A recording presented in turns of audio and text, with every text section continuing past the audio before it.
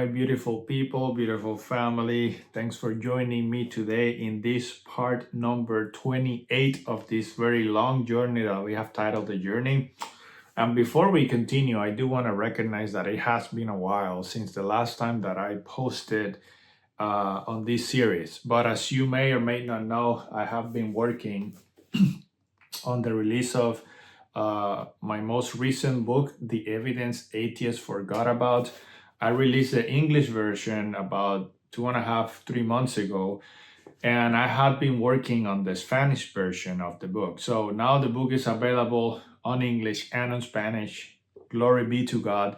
But I have been busy with this, and I really want to finish this project before I continue on with my other projects.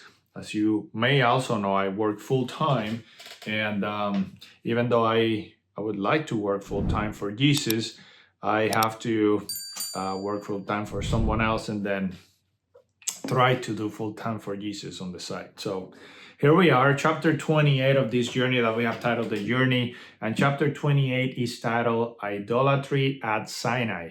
And this chapter picks up right from the last time that we talked about the Mount Sinai, when Moses gets the 10 Commandments.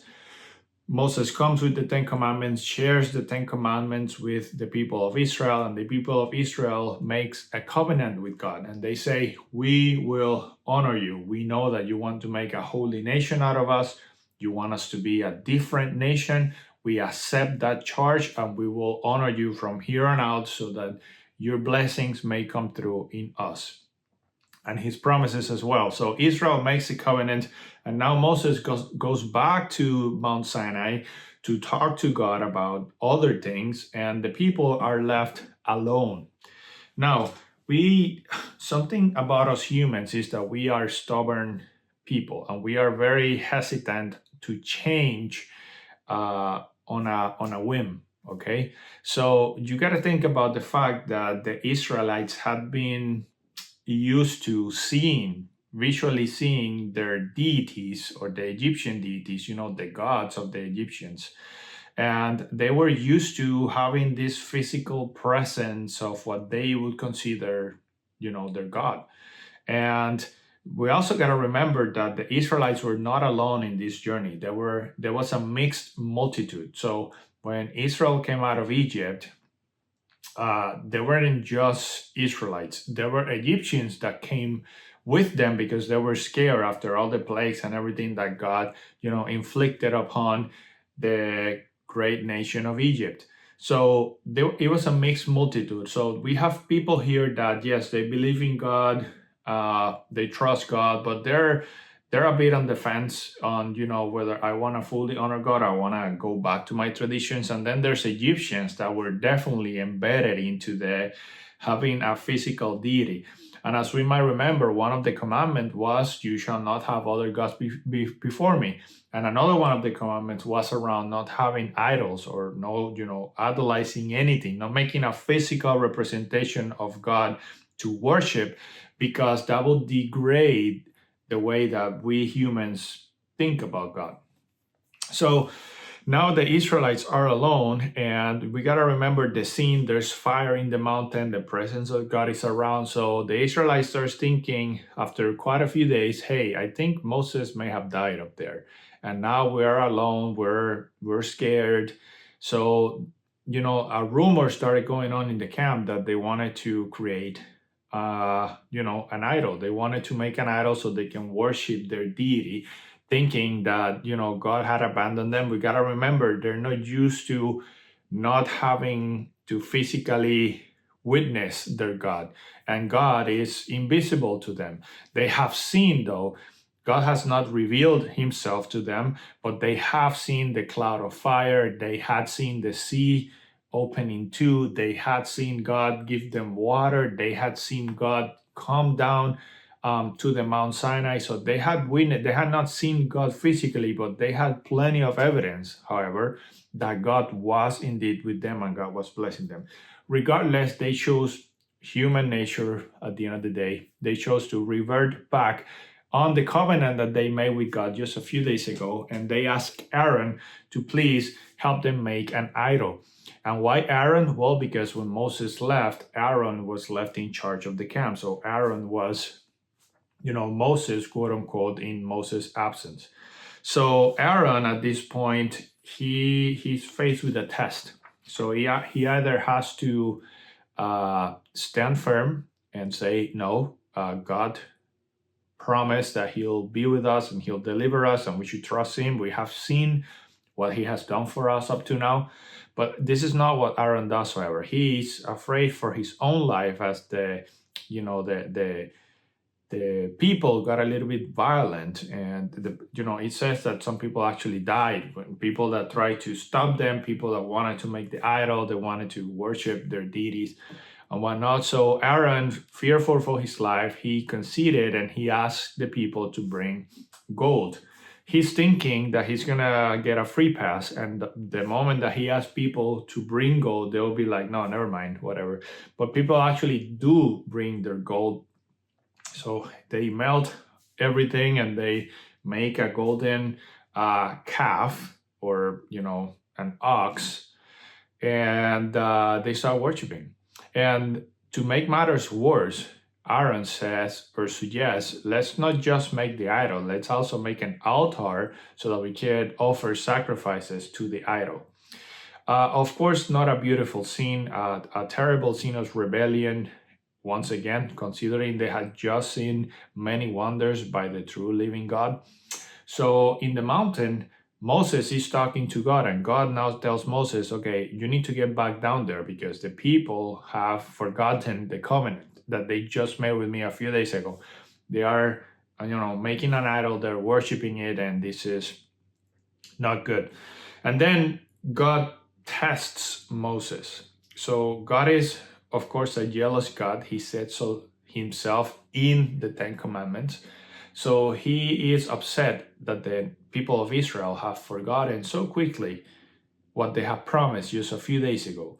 So because of that, God says to Moses, you know what? This is the people that you brought out of Egypt. And it's interesting the language that God uses here. These are the people that you, talking to Moses, you brought out of Egypt and you brought them here. And now, they're going back on the promise, and I'm going to eradicate them. I'm going to destroy them, and I'm going to make a nation out of you, talking to Moses.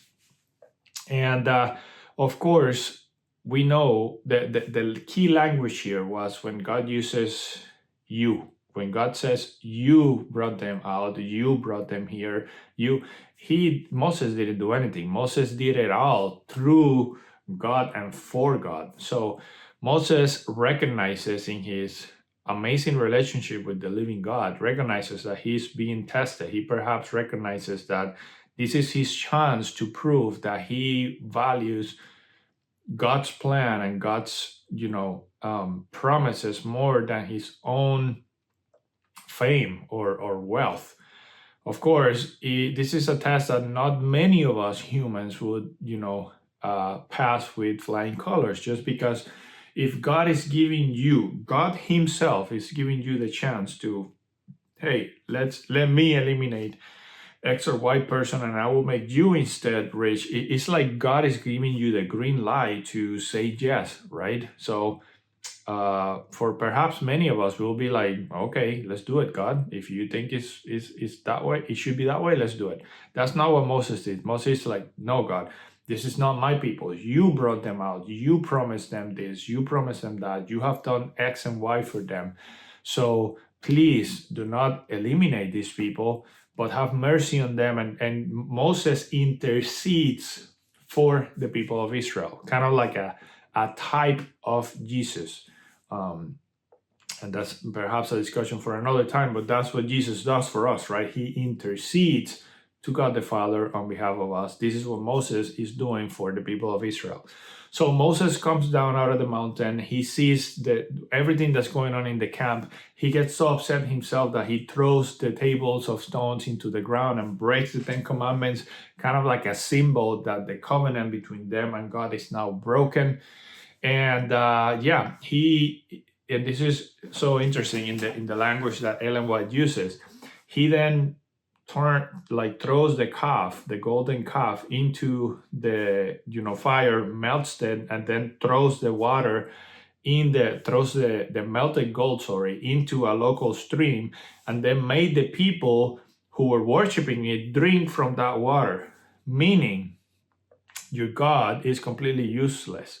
Like this God, quote unquote, that you've created, we can melt it at will and drink from it. Like it has no value whatsoever. Not the living God. And then Moses have to, face Aaron and ask him, why it happened, what it happened. But unfortunately, or not unfortunately, I guess fortunately for the surrounding nations, for Israel themselves, God has to punish sin, because sin can't stand in the presence of God. It just can't be. And we got to remember, it always goes back to Abraham and his promise. Abraham, come out. Jacob, come out. Joseph, come out. God always took his people away from, or tried to, separate his people from bad influences so that they could grow and flourish under the God-given laws and commandments.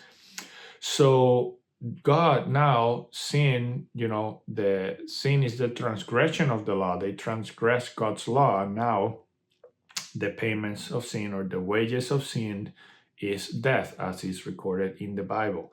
So, and here's where it turns beautiful. I'm actually going to read from the book here. Before God, inflicted punishment, this is what Ellen White records here in her chapter. Love, no less than justice, demanded that for this sin, judgment should be inflicted. God is the guardian as well as the sovereigner of his people. He cuts off those who are determined upon rebellion, that they may not lead others to ruin.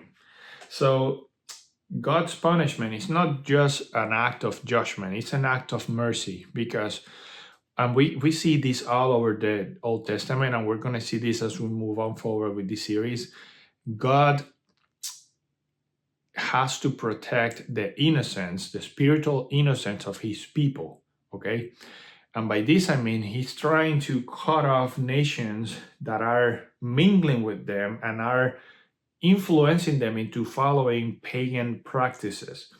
And if God would have left the people that in this particular scene advocated for a physical God and to worship this God, that would have been a horrible influence for Israel. And that also would have been almost a challenge to the living God, because, hey, if they did it and nothing happened from this, then we could do it later, right? So God has to inflict punishment, but not before opening the doors of mercy. So he asked the people through Moses, those of you who didn't worship, please come here.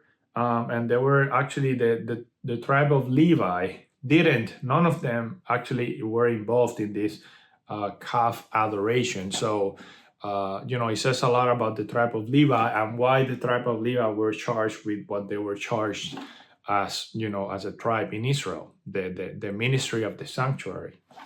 So, and then he said, okay, those who worship the calf but are regretful, you know that you sinned against God and you want to ask forgiveness, then come to my right, And then those who wants to stand in open rebellion, then you can stay where you are. And then the people self-assert themselves, and there were some people that were clearly not interested in asking forgiveness. They did not regret their actions. So then Moses asked those who have not mingled themselves with this population to kill them. And then all of the Israelites and or mixed multitude, Egyptians, are killed that day. This to show to Israel the seriousness of the covenant of the matter and the seriousness of sin, and what is the payment of sin when you cut yourself in open rebellion against God. But again, I have to read again. It was the mercy of God that thousands should suffer to prevent the necessity of visiting judgments upon millions. In order to save the many, he must punish the few. But he did not punish before opening the door to asking for forgiveness. So that is very important. Now, Moses, of course, now everything sort of resumes to normal. Moses then goes back to Mount Sinai because he has to get the commandment from God again. So God asked him to, now he had to carve the tables of stone, and then he takes them, and then God writes his own law again in the second set of tables. And yeah, I'm going to read a few verses here that I thought it was very interesting from the book. One of them says, to the transgressor, it is a fearful thing to fall into the hands of the living God.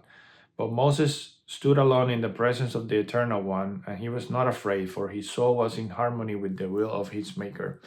So the people of Israel were definitely afraid. They were scared of God. They had seen his majesty, but Moses was just hanging out with his friend, which talks a lot about the relationship that God wants to have with every and single one of us. That closeness that Moses had with God led him to ask God himself to, hey, God, show me your glory. And you probably read this in the Bible. So Moses asked God to reveal himself to him, which is something that no mortal human being has ever witnessed, seen, or asked for, because simply God can't reveal. For God to reveal himself would mean that the sinner will die. And Moses, although faithful and covered by the grace of God, he was nonetheless a sinner. So God in his infinite mercy said, okay, I will reveal myself to you, but only what you can stand to see. And that was not God's face. So he says, I will show you my goodness. And God then reveals basically the back of his neck here, the back of the his backside, and then Moses sees it. So imagine the relationship that they had together. And yeah, so the covenant is renewed, and this leads us into the next chapter, which we will talk hopefully next week. That is it for today. A few lessons here. First, God wants to be close to you. Second, God is merciful, but he will by no means clear the guilty. Take care. Until next one.